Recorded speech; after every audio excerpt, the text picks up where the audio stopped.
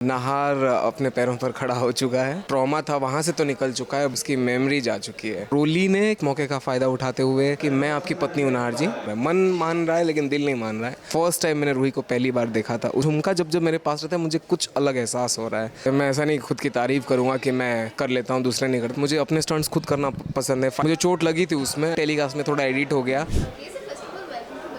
Thank you thank you.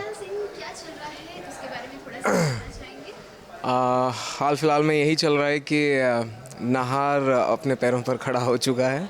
मतलब जो trauma था वहाँ से तो निकल चुका है, बट उसकी मेमोरी जा चुकी है। तो वो कम्प्लीटली भूल चुका है कि उसका घर कहाँ है, घर वाले कौन हैं, उसके लाइफ में कोई है या नहीं है, उसको कुछ आइडिया नहीं है। लेकिन घर वाले याद दिलाने की कोशिश कर रहे हैं कि नाहार मैं तुम्हारी दादी हूँ, ये तुम्हारे पापा हैं, ये हैं, ऐसे ऐसे सीन्स आ रहे हैं। एंड रूही को बहुत शॉकिंग था रूही के लिए कि इतने दिनों बाद मैं ठीक हुआ लेकिन मैं सबको भूल चुका हूँ।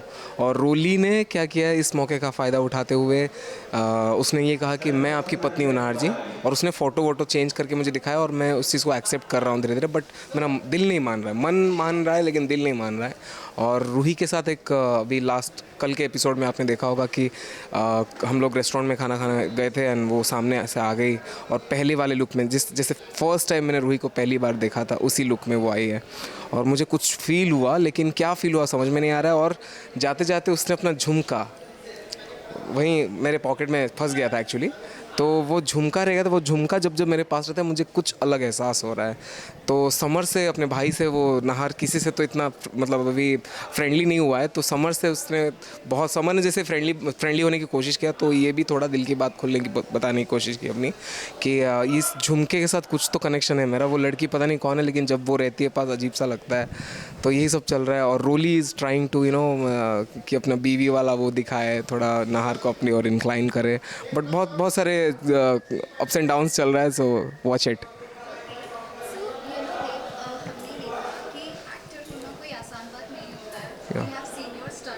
Yeah, yeah, yeah. I got hurt. Yeah.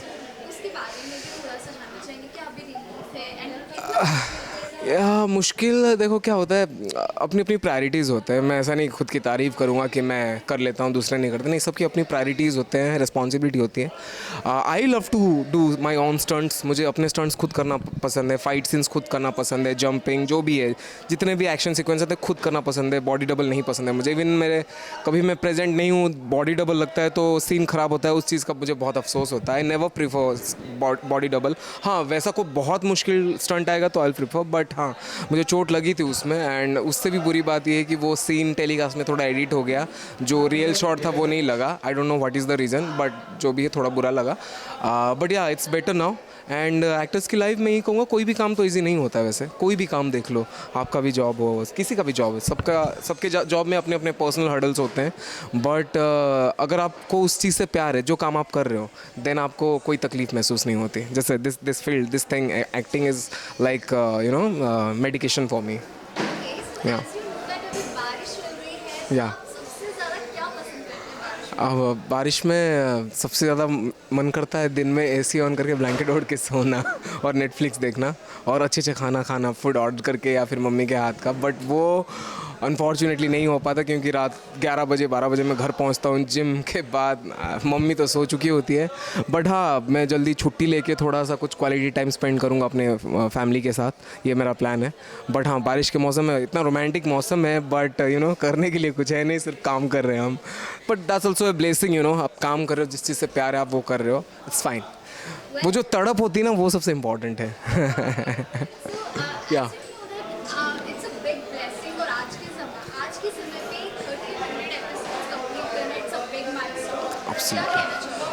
Absolutely. I am a strong believer in भगवान ने हमेशा हमारा साथ दिया है। दिस होल टीम, जो 100 लोगों की टीम है यहाँ पे, we are really grateful, very happy, very excited कि हमने ये मुकाम पार किया है। 1300 एपिसोड्स मतलब बहुत बड़ी बात होती है किसी भी शो के लिए, क्योंकि आजकल के टाइम में शो चलते नहीं हैं।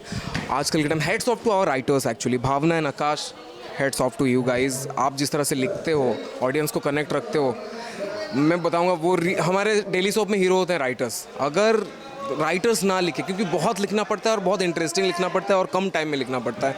दे are the real heroes and specially our audience. Love you guys. आपने जो प्यार दिया है, दे रहे हैं और देते रहेंगे, मालूम है हमें. 1300 क्या, हम कहाँ पहुँच जाएंगे, you won't believe. I think sky is the limit. Finger crossed.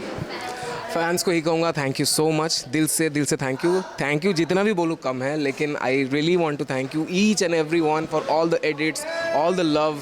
जो आपका रियल इमोशन जुड़ चुके हैं नाहार के साथ, रूही के साथ, रूहार के साथ, और वो मैं स्पीचलेस हूँ, वो मैं शब्दों से बयान नहीं कर पाऊँगा. But I am really grateful कि आप मुझे इतना प्यार करते हो. एंड आई प्रॉमिस मैं इससे भी ज़्यादा मेहनत करूँगा और एंटरटेन करूँगा. I promise you guys. Thank you so much.